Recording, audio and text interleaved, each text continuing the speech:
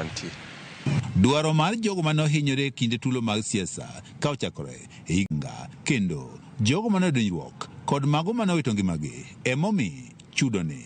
Mtu aliumia hata mahali na sahi anakuja yeye ndiye yule alikuwa ameumia kwa maandamano. So mimi naomba kama venye mwenyekiti ameongea, komiti itengenezwe au watu waangaliwe.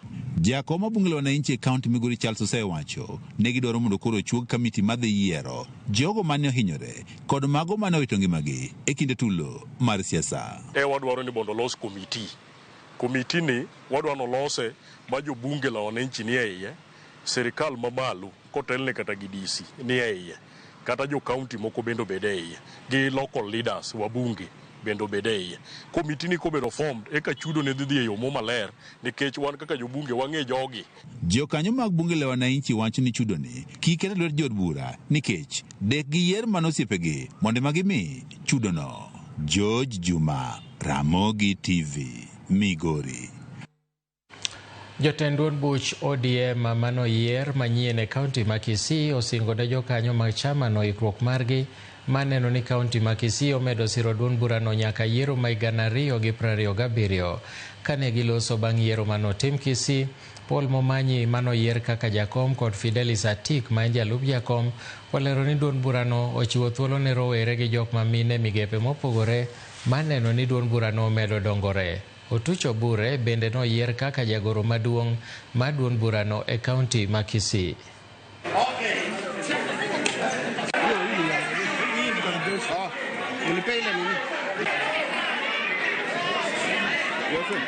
Mimi leo niko na furaha kurudishia delegates wote wa ODM asante kwa kunichagua na kuwa na imani na mimi, kunichagua as your chairman. Nataka kuambia asante sana na niseme tutafanya kazi kwa ukaribu sana na gavana wetu wa Kisii County mwenye ako deputy party leader national, na tutahakikisha ya kwamba party ya ODM itakuwa strong na itaendelea kuwa strong katika region yetu ya Gusii. Nimeshukuru sana watu ya Kisii County kupiga kura kwa amani mzuri sana bila vita yoyote. Tumefanya kazi mzuri, so tumeambia wa Kisii tukue kitu moja na ODM. I want to say that as newly elected leaders, we are committed to have ODM as the main party in Kisii County. Nashukuru wana youth wa Kisii County kwa kunichagua kama youth leader Kisii. Na washukuru sana, and I promise I'll work na my fellow leaders to make sure our party imekuwa strong in Kisii. Manen Speaker Marod Burama County Makwale Samirua oyier kaka jakom manyien e duond buch ODM e yiero ma county no.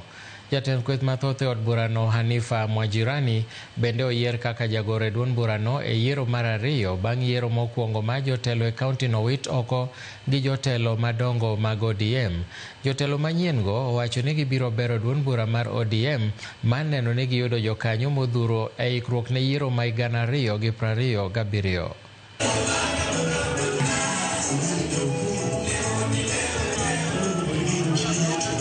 Fufue kila branch kuanzia polling station ili 2027 kama ilivyokuwa 2013 tunataka viti vyote ionekane wazi kwamba ODM ndio iko na umaarufu kwa hii.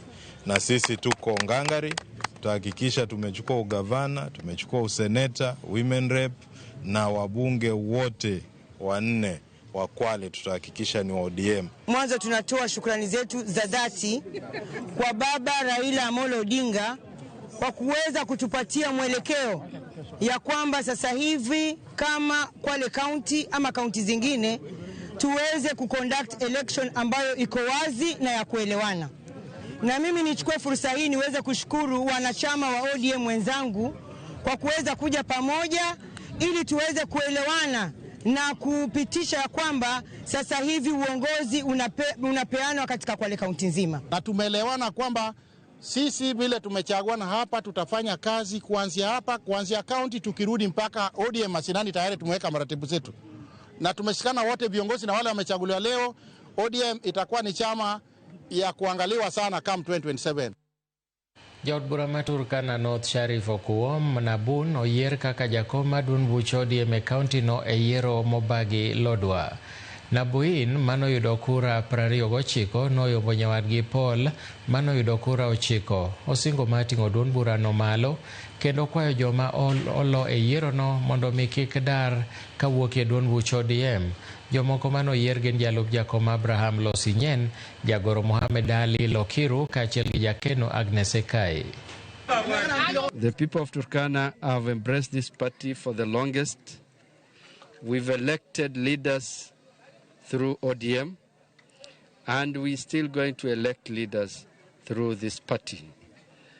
The party, as everybody has seen, has done a very democratic process.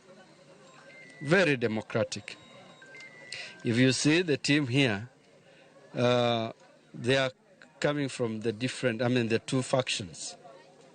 There were two factions, but the electors have given us a chance to work together, and we are going to work together. Moko kuom jotendwa keini e pachoka owuok tung' mosuo gi kweth mobalo gi piny owacho magiwacho ni nyayo siasa mar akweda mageto pogo oganda jo Kenya kaluwore kod dhoudi magiwuokie. Jotelogo wacho ni Kenya osego okang' mar arieya e demokrasia kendo nyayo siasa mar akwede nyiso dok chien mokalo e kinde ma jo Kenya temo riwore kanyakla e bwo sirikal manywanda. Kane giloso e sach chenro majiwo kendo bugo riwruoge mag wakeini e kaunti ma Siaya e bwo chenro motisi ni Inua Mama Wezesha Jamii, jotelogo nogo debe ne sirikal manywanda magiwacho ni osenyuolo olemo mathoth kendo ponono ni winjruok e kind ogai mar ODM Raila Odinga gi jatend piny William Ruto dhi nyime nyaka 2027 to jatend piny biro yudo thuolo matayo piny Kenya e tielo mar ariyo. Broad-based okelonwa udi, broad-based okelonwa sha, broad-based okelonwa markets. Ma broad-based better lilo. These are good things. That's why we say Ruto tuta. We are happy with him. We shall support him.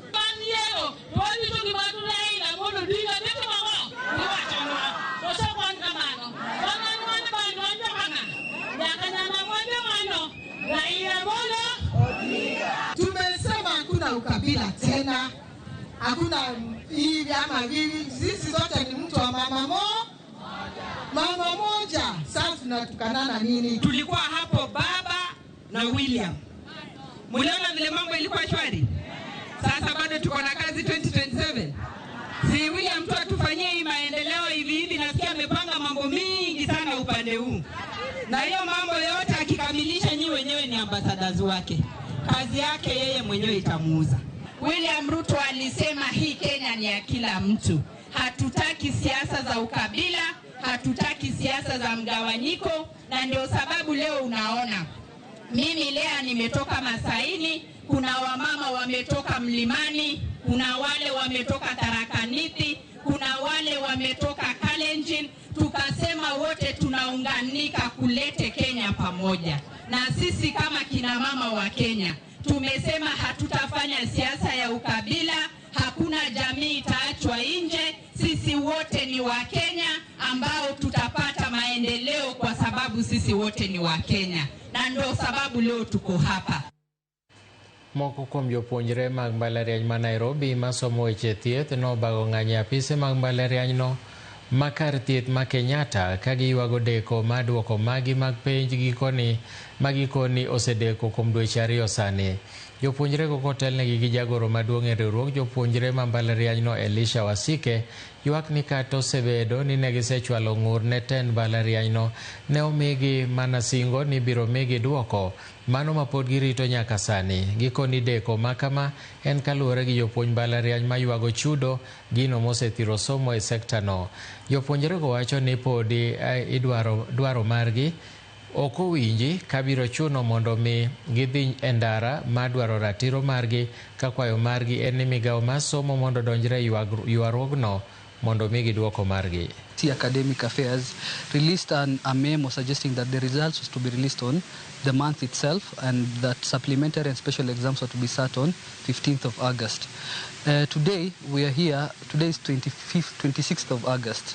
We have not yet got our results. For medics, for you to progress to the next academic year, you need your results from the previous academic year. The school ought to resume on 1st of September. That is a few days from now. And you cannot resume school if you don't know if you're progressing to the next level or you are retaking. And the delay of results, one, affects the students who are actually on scholarship, bursaries and sponsorship. Because for you to get that scholarship from your well-wisher, you have to give a transcript of the results so that that well-wisher to at least bring those funds so that you can continue learning. Secondly, you cannot apply for a room in the University of Nairobi if you've not been progressed in the student portal. Let the Minister of Education come in and ensure that we solve these institutional problems that have been there for a long time, to ensure that this issue comes once and for all. If not, we're going to shut down the faculty, and if the issues is not addressed, we're going to hit the highway.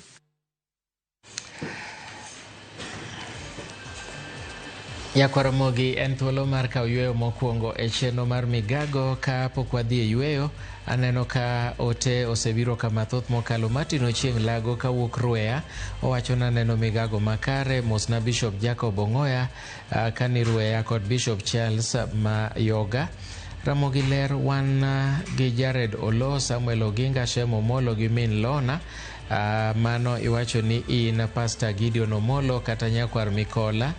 Ng'ato wacho ni fadha neni maler kantie Kajiado. Ramogi TV ler neno maler ahinya. Habari bende biro nwayo makare. Good job. Mano Engineer Andrew Ouma Okuna Wuoda Ayweyo Kantin. Aneno ka ng'ato achiel ondiko ote mang'eny odino ne ji. Kata kamano asomo ariyo kende. Oraro Wuod Nyasiaya Jama Binju Asembo owacho ni ka okaneno gimindiko maler. Dori Nyasiaya anie budho nyaka giko, donyna gi minwa gi nyithinda Rihanna to gi Fidelis gi familia wate. Wakaw yweyo mokwongo e Migago, kik idhi mabor.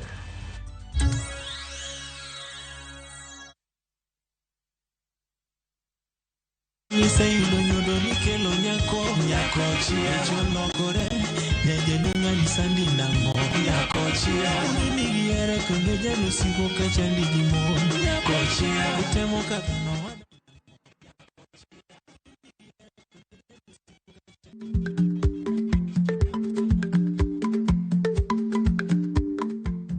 Icha gweno to ichao gwang'. Matiende ni kapok ing'ado bura ewi wach moro amora, kuong inon ng'ama rach.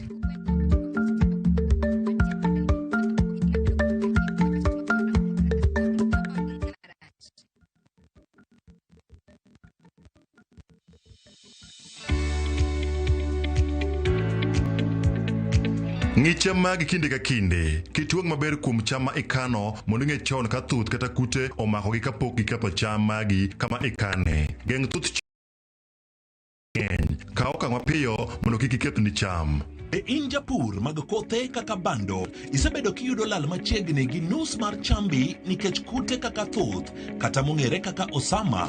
Ere tiende gimed ketho chambi? Gi Scanner Super ma en arita makare mar geng'o kute e idechi. Scanner Super, kinga kamili kwa nafaka, a product of Osho Chemical Limited.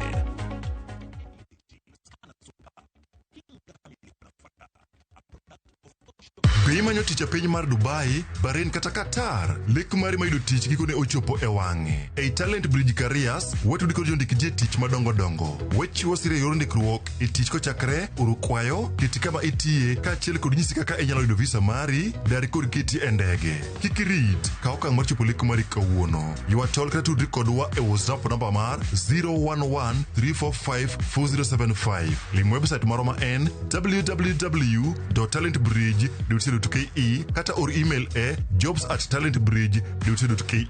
Talent Bridge Careers, your trusted recruitment partner, helping people move, grow and thrive. Chudo itimona ka iseyudo tich. Mke mwema ni baraka kutoka kwa Mungu, ndivyo mama alivyo. jikoni. Mtunze mumeo, mpe mahaba anayotamani. He'll be there for you. Kupata neema kama sikiza tune kwenye simu yako, bonyeza *811 *404#.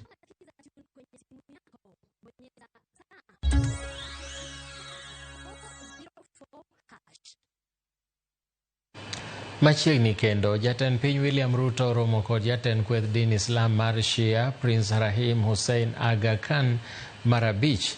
Romo makamano timore kar jot ma jatend piny e bore Nairobi, kama gichuo kogno e ogirimiti mabiro konyo piny Kenya chwalo dongruok e sekta mar thieth, somo, bero kido kod timbe oganda kaachiel gi bero weche mag alwora. Prince Rahim Hussaini osingo mar medo keto mwandu kod kelo kanyakla joket mwandu mawuok e pinje maoko kaka achiel kuom yore mag konyo piny Kenya chopo lek mare mar dongruok.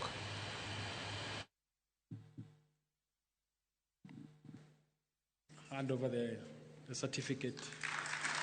These initiatives are reviving our capital city, providing young people with real employment opportunities, and positioning Nairobi and other urban centers as global models of green, resilient renewal.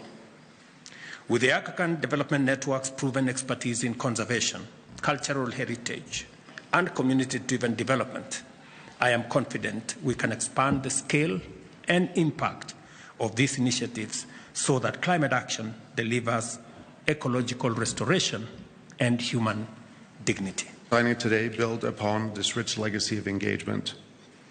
They reflect the depth of the relationship between the Ismaili Imamate and the Republic of Kenya, and they signal a shared ambition to make that relationship even more impactful. Our goal is to work alongside the government as you tackle the emerging challenges of climate change, urban regeneration, and delivery of public services.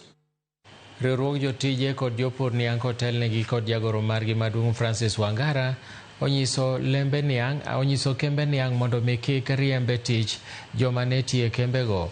Ma rien kaluwore gi moko kuom jotije kambi ma Muhoroni kod Chemelil moyudo barupe mariembogi e tich kochakore giko dwe mar 8. Wangara onyiso joket mwandu mokawo kembego ni kik riemb jotije machon, ka bende onyiso sirikal mondo tiek chutho gope mag jotije e giko dwe mar 10.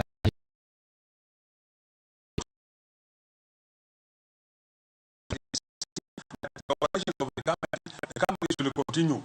They have been operating. So there is nobody who should leave employment. There is no question of guesswork. We are happy with I can single out Muhoroni.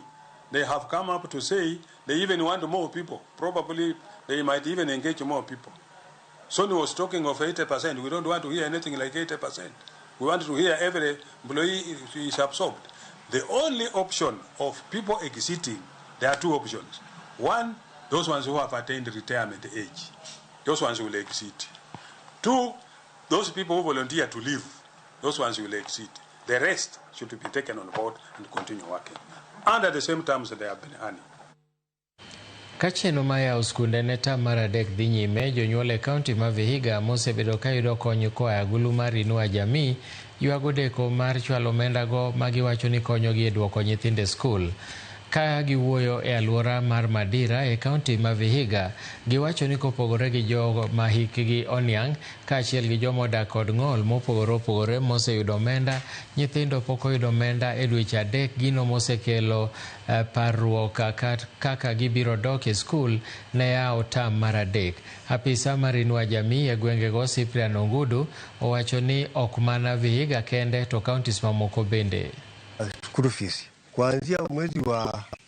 kuanzia saa hii watoto tunashangaa hawa watoto watasomaje? Hizi pesa za serikali zimekuwa zikitusaidia sana sisi kama wamama wajana ambao tumeachwa. Zinatusaidia, tunanunulia watoto wetu vitabu, hata chakula, lakini sasa ni mwezi wa 3 kama hatuchapata hizo pesa. Naomba serikali itusaidie vile ilikuwa inatusaidia, kwa sababu ikituachilia hivyo tutaumia sana.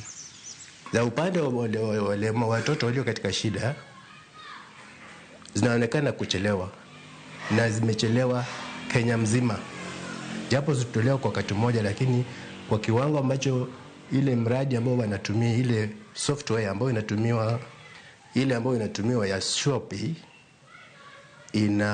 imetoa za wazee na za walemavu, lakini za watoto bado hazijatoka, japo wananchi wanaambiwa wawe na subira kidogo.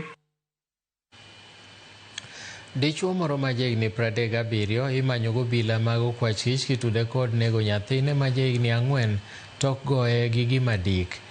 Tim makamano otimore e gwenge ma Kipkosil e kaunti ma Kericho ka dichuono ero ringo molal nyaka sani. Wachore ni jalno moyang nyinge kaka Rob nogore gi jaode miluongo ni Lorin e odgi mar Kodesa bang' yudo andika mag weche mag hera e simb miyono, mano miyo jaode oringo moweyogi gi nyathineno ma koro lokorego. Ringre nyathino tere kar kano ringre osiptal ma AIC Litein ka jatend okwach kich ma Bureti Mary Wanjiku owacho ni chenro mar manye osechako.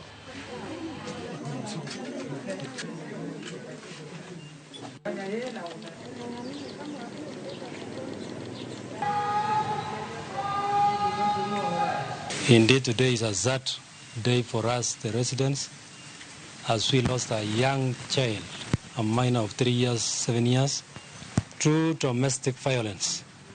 We really condemn the action that was done by the father of the child, by the name Victor P., who was a resident in this plot. Mtoto wangu aliuliwa ndani. Wakati babaka alikuwa amesema atatua wote. Mimi nikang'ang'ana nikatoka nje, akakeukia mtoto, akaua mtoto. Sasa nataka justice for Jayden Kiprono na kila kitu itendeke ukweli wa mtoto wangu. At around 2 a.m. we received a report of murder. It involved a husband and a wife. Unfortunately, she left the young kid who is about 3 years, and the husband took a hammer and he hit the boy on the head, killing him instantly. We are investigating the case, and because he knows very well that he is the one who killed, he should represent himself because we need justice. Osiptande ma kwan-gi romo 45 idhi lor ka chop tich abich jumani kaluwore gi mibadhi motudogi kod chudo mag pesa mawuok e agulu mar SHA. Maeri oyangi gi jatend migawo mar thieth Aden Duale, ma bende oyango ni listino mar SHA osegolo ewi chudo ma osechwal ne osiptande ma adieri maonge chudo moro amora mathenge. Kaka Judith Omondi leronwa, Duale okoni pod nitiere dwaro kata kwayo mag chudo ma nengogi romo siling bilion 7.6 mar dwe mar 8 ma pod girango ka mago mosewito oko to romo bilion 10.6. Osebedo liet kowuok kuom jopiny, jochiw thieth, riwruoge mag ute thieth nyaka e mbui. Liet mane ochakore bang' listi mar chudo mar SHA ne ute thieth nyiedhore e lela. Migawo mar thieth osebedo ka oling' ka mach bebni, mak mana ni kawuono giwuok oko mar duoko moko kuom penjo ma osebedo. Jatend migawo mar thieth Aden Duale owito oko ma wachore ni ne gichulo ute thieth ma ok tiye listi mar chudo manyicha olandore e mbui. E twak ma Duale obedogo kawuono, okoni nyaka ne gidar kendo chako tiyo kod okumba mar thieth mar SHA. Gisebedo ka gitemo dino rode mag kuo, kendo ni nyaka chop kawuono kwayo mag chudo ma nengogi romo bilion 10.6 osewit oko. E ripod Duale, kwayo mag chudo ma nengogi romo bilion 7.6 pod irango poni gichopo e rang'iny mar chako chudo. We have the health facilities, their names, their bank accounts, and we can account for every shilling we have given to them. The chairman of the Social Health Authority has no relationship with the hospital called Ladnan. We don't want a situation where somebody will say this facility is near the border of Kenya, this facility is near the border of Tanzania. I think we should be very fair to the people of Kenya. So we have the evidence. So the people out there who are making noise, tell them we have evidence for you. Ute thieth bende kama oriwo mag piny owacho, mag ji giwegi kod mag kanisni, bende oseketi rameny, kod ma osego marufuku kod tiyo kod okumba mar thieth mar SHA kama oriwo Kotiende Medical Center manie kaunti ma Homa Bay. Kotiende omien kod chuogo bok mag thieth ka gitiyo kod laktar achiel e gosei ne jotuo duto otieno kod odiochieng'. In Kotiende Medical Center in Homa Bay, fabricated clinical documents with a single person signing off for both day and night shifts over consecutive days, which to us is humanly impossible. We have facilities where health workers, employees of that facility, themselves were patients. So they were the patients, and those who are treating them also became patients, and we have the records, and they were claiming and filing claims so that they can be paid by the Social Health Authority. E thuolo mar jumachiel mabiro, Duale osingo dino ne ute thieth mamoko 45 e pacho ka mangima e counties ma opogore opogore. We are in the process of degazetting a further 45 facilities who have been flagged for fraudulent activities, and investigations shall be commencing very soon. So before Friday, another 45 facilities will be degazetted. Kata gisingo mar chudo tarik 14 dwe ka dwe, nitie ute thieth mag ji giwegi kod mag kanisni mapok ochul kuom mahao dweche 3 koro. Judith Omondi, Ramogi TV. Aput madhi tayo chenro mar chulo ji manoyudo midhiero e kinde mang'anyo oyangi kokalo e gaset moyiedhi ma sirikal. Jokanyo mag aput noting'o ji 18 magin Gire Makao Mutua ma en jakom, jalupne Faith Odhiambo Moni, kaachiel kod jokanyo mamoko kaka Kennedy Ogeto, Houston Irungu, Jadolo John Olukuru, Kennedy Baraza, Linda Musumba e kind mamoko.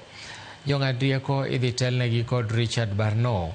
Ting' magin godo oting'o yango kendo puodho ji mowinjore michudo, tudruok kod anyuola mag ji manoyudo midhiero kanyakla kod bedo kata bede migepe mag piny owacho e chwalo chudo no.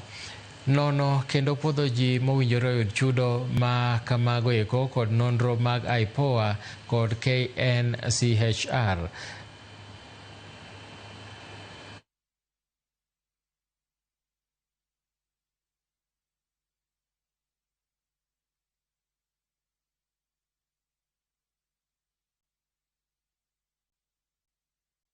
Jonyuol gwenge mopogore opogore oseo yomyom mar piny owacho e keto chiwo mag omenda mag somo ne skunde, gino magiwacho ni kelo negi pek e kinde ma ochumi ma pacho ka bende ni kama rach komenda bende onge e lwetgi. Ka korka kore, jagoro mongirore e migao mar somo Julius Bitok osingo ni omenda mar somo biro chopo ne skunde duto mag piny owacho kapok juma ni orumo. En wuoth makoro chomo skunde ka jopuonjre yepo ne tamra 3 machakore jumani. E kuonde idho geche, jonyuol gi jopuonjre chopo mar manyo yore mag chopo wuodh donje skul e thuolo ma sirikal ochiwo. Kata odoko ni iyepo kamano, ng'ur pod nitie e wi pek mar chulo omenda mag skul to kod digni mar omenda chopo ne skunde kawuok e sirikal. Sirikal wacho ni pesa sekel, japuonj wacho ni pesa onge. Koro riambo nyithindo sakaza makare bende sirikal nyalo ng'iyo wach education. Mano e big issue monego bende sirikal ng'iyo education gi health. Gik moko ka ging'iyo to hapa ni gik moko dhi bedo maber. Kama wazazi tunapitia hali ngumu sasa. Manake hata school fees hatuna. Wangu mmoja ameenda pale lakini mwingine bado angali kwa nyumba. So hata pia imekuwa ngumu kuona vile hata tunaweza raise ile pesa yenye itaweza kuwarejesha shule. Pek mar ngima bende omiyo moko kuom johala ywak ni wang' ne ochumi odewo nyalo mar jonyuol nyiewo mwandu mag skul. You know, once the schools are not given the capitation, it affects up to Mama Mboga down there. So we are really appealing for the government to give the schools the capitation so that even us who are running these businesses, we can be at least in business. E kaunti ma Machakos e skund sekondar Mamuvuti, ywarok ne omuoch bang' odine jopuonjre rangach kuom rem chulo omenda mar tuition, gino mano ochuno obila mondo omi ochopi mar keyo tulono. Jonyuol no nyiso e chwang' margi kaluwore ni kata omenda ma gisebedo ka gichulo giwacho ni itiyo godo arietha. Japuonj maduong' mar skundno to nodagi wuoyo e wachno. Hii mambo ya tuition, to me as my understanding, tuition is not mandatory. Mzazi akisema atalipa, well and good. Asipolipa hapana. But sasa hii ikawa ni mandatory, inaikwa kwa school fees. Inafika wakati mpaka wanafunzi wanafukuziwa hiyo 2,000 waende. Apart from the 2,000, we are also asked to pay for another 2,000 for development, which is not a bad thing, but there is no accountability. Clearly there is no accountability. Tokorka kore. Jagoro maonge ore migao mar somo Julius Bito ko singoni omenda mar somo biro chopo ne skunde duto mag piny owacho kapok juma ni orumo mabang'uru wuok ewi deko mar omenda. The government has put in mechanisms and measures to ensure that free primary and free day secondary is supported to the later. I want to say the policy is in place and it's intact, and we have already engaged the National Treasury, and we are expecting that before the end of the week, money for capitation will have been sent to our schools.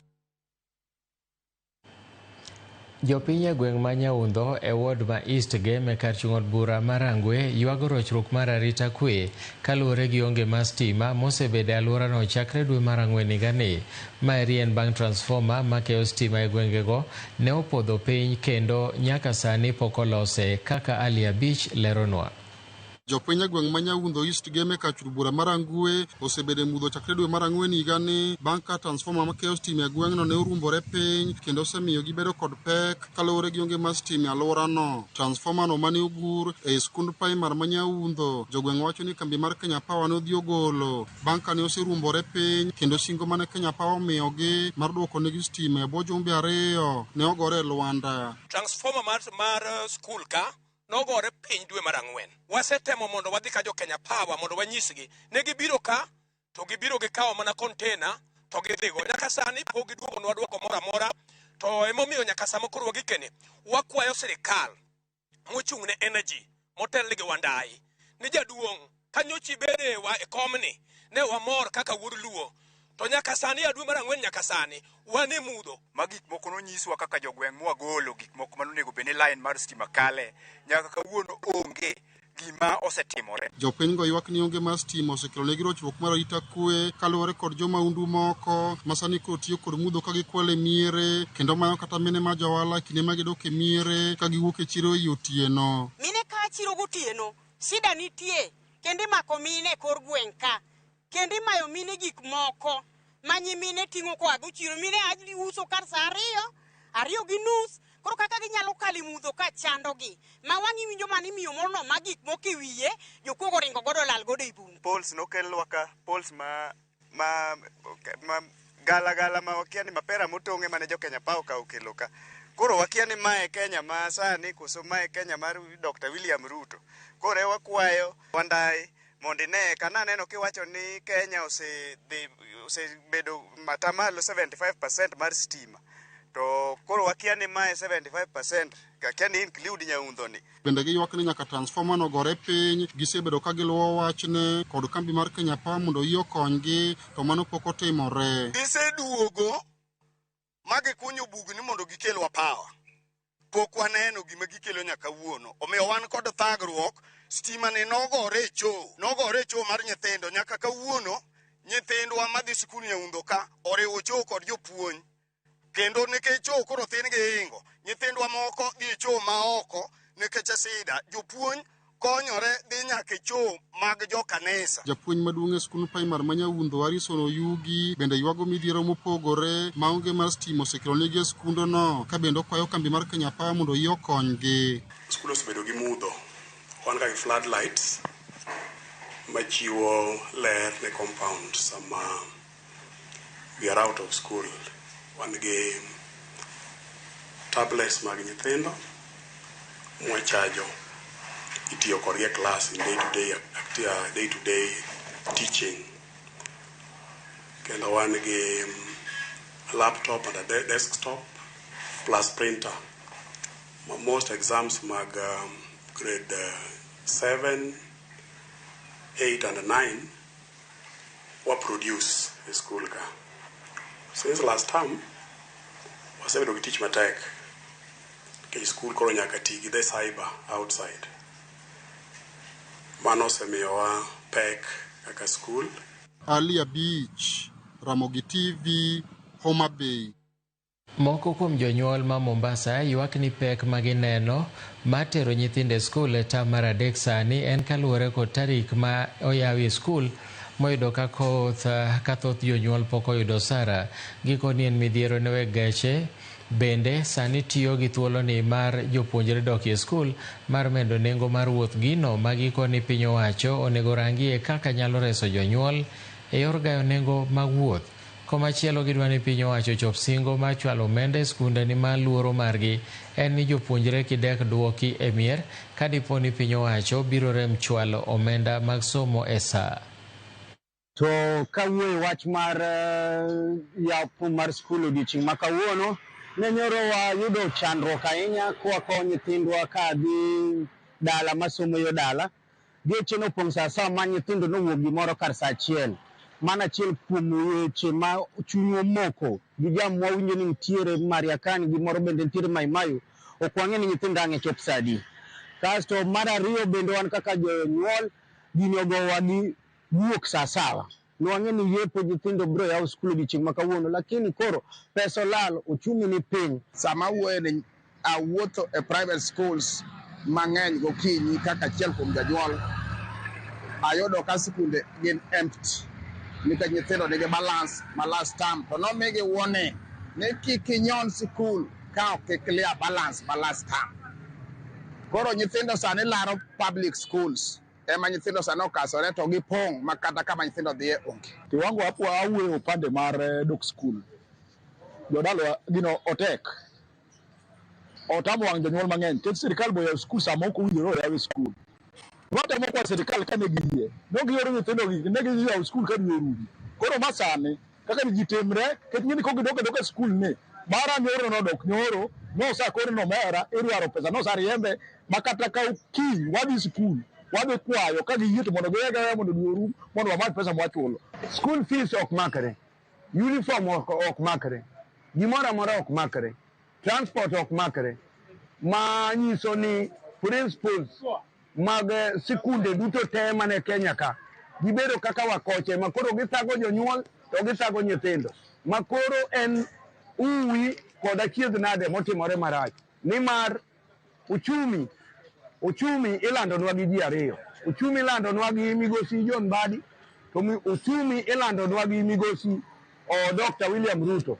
To treasury giwacho ni pesa donje. Nikech nyocha ka winjo ni jaduong' migosi John Mbadi wacho ni pesa oseore treasury. Pesa onge ma Mbadi ore treasury. Wadwa ni mondo wabed gadier. Jogi go kodwa siasa. Erokamano nyakwa Ramogi kuom medo kete Ramogi TV en chenro mar migago wadhi e yweyo machielo. Adwa ni mondo asom ote moko adek kende. Jaka Blaka ne kod wang'eny ahinya migago biro no maber ka wantiere kod Martha mano an wuod Lie ka antiere Malindi. Machielo bende wacho nane ni Makare Rapogi Kanyamkago ma Otis Tingo Ganyo kaeto migago neno maler ka antiere Kadem Tulu ng'amonego nyathino to nego kawne atua mager. Kaeto machielo bende wacho ni ma George kawuok Rodi ni Manchester United tugo tich adie Carabao. Carabao chakore kawuono. Manchester United tugo kiny gi tim miluongo ni Grimsby. Kaeto Jaro Soja bende wacho noneno wayo makare omor ahinya ni Gor Mahia okawo jotugo mabeyo. Erokamano ahinya wadhi e yweyo kik idhi mabor pod wan gi mathoth.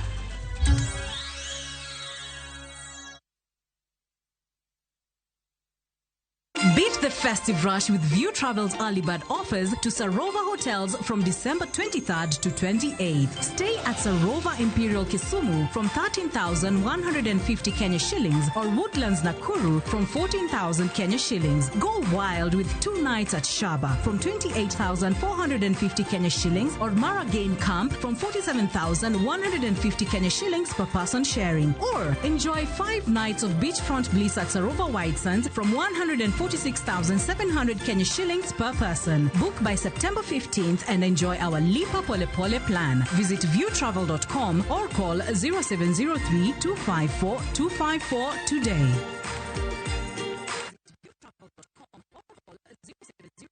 Be injapur mag kothe kaka bando, bel kata kal. Isebedo kiyudo lal machiegni gi nus mar chambi nikech kute kaka thuth kata mong'ere kaka osama. Kute matucho cham kata osama osebedo dhola makoch ne keyo magi.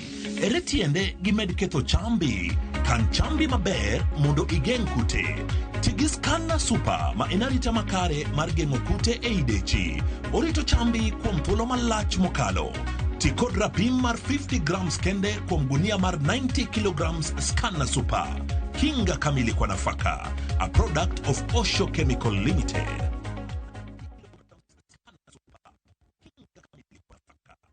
Introducing Wigo, your trusted ride. The ride with the most reliable, verified, efficient and transparent drivers. With fabulous cashback incentives for passengers, each trip on Wigo feels like an upgrade. Download Wigo from Play Store or App Store or SMS Wigo to 20425 and ride with confidence. Wigo, let's go.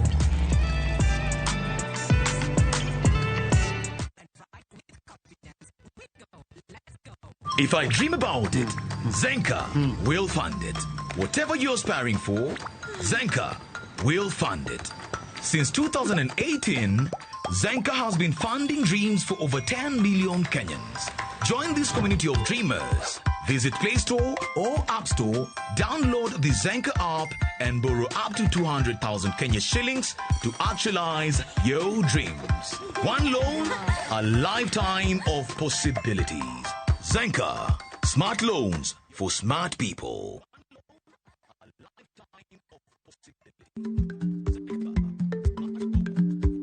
Chako chon loyo dhi kajuoga. Ma tiende ni bedo gi ikruok momondo geng'o masiche kod midhiro mang'eny mabiro e ngima dhano.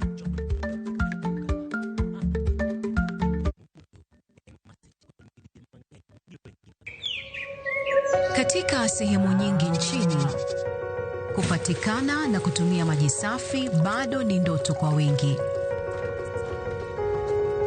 Na ndio maana Shabiki.com kupitia mpango wetu wa kusaidia jamii tulitoa msaada wa tenki za lita 10,000 kwa makanisa mbalimbali kote nchini. Hii iliweza kusaidia zaidi ya Wakenya milioni 1 kutoka kwa jamii tofauti. Sababu makanisa yakipata maji safi, jamii nzima inapata matumaini. Pamoja tunabadilisha maisha, tenki moja kwa wakati mmoja. Shabiki na jamii. Gaming is addictive. Play responsibly. Not for persons under the age of 18. Shabiki.com is authorized and regulated by BCLB. License number BK 0001080.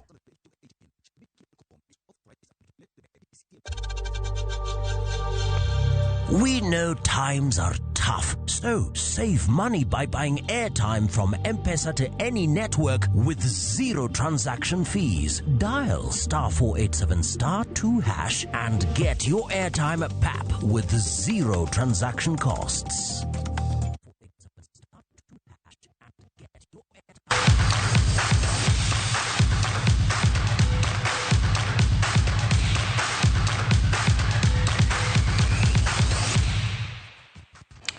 Eweche tuke ne riwruok matayo tuke mag adhula pacho ka FKF ne obago tiegruok ne coaches maromo 30 e kaunti ma Siaya.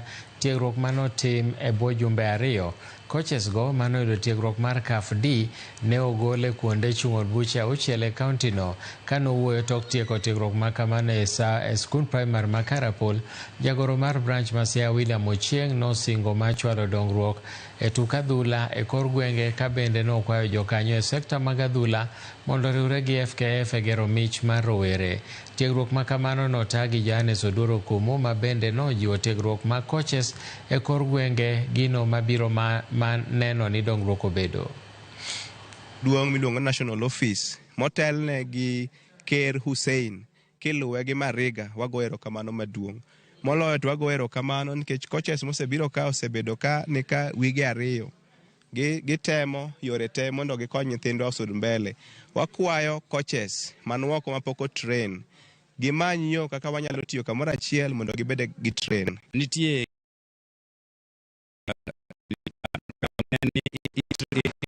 tiego nyathi kaluwore kod gima ineno. But sani king'iye tinwang' ka mpira olokore. Ok en mpira manigoyo machon cha.